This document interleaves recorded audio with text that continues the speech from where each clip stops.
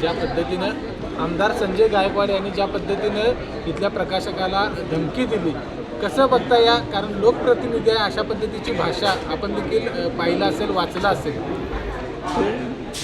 जनता ते काही सहन करणार नाही आणि कोणाच्याबद्दल काय बोलायचं त्यांना समजायला पाहिजे.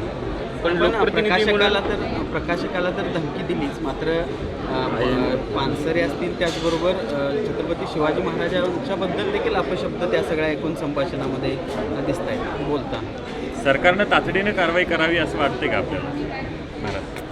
आता जी काय कारवाई शासनाला योग्य वाटते त्यांना लवकर विचार केलाच पाहिजे त्यांनी. आणखीन तिथेही आपण पाहतोय की कधीकधी काही गोष्टी लगेच होत नाहीत. पण आता पुरोगामी संघटनांकडून आमदारकी रद्द करण्याची, त्यांची पुरोगामी संघटनांकडून आमदारकी रद्द करण्याची मागणी केली जात आहे. काय आपण त्याबद्दल ते नियम काय काय आहेत त्याच्या संबंधी पण मला माहीत नाहीत आत्ता. परंतु ज्या तऱ्हेने त्यांनी वक्तव्य करायला लागले ते बिलकुल योग्य नाही. आणखीन तिकडं त्याच्याकडे लक्ष जनताच देईल. या प्रकरणात तुमची नेमकी काय मागणी राहणार आहे?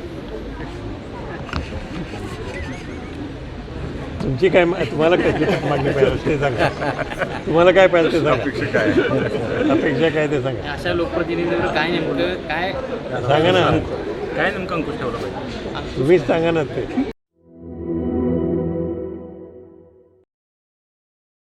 आविष्कार इन्फ्रा तुम्हाला देत आहे विविध लोकेशन्सवर NA प्लॉट्स आणि प्राईम फ्लॅट्सचे प्रोजेक्ट.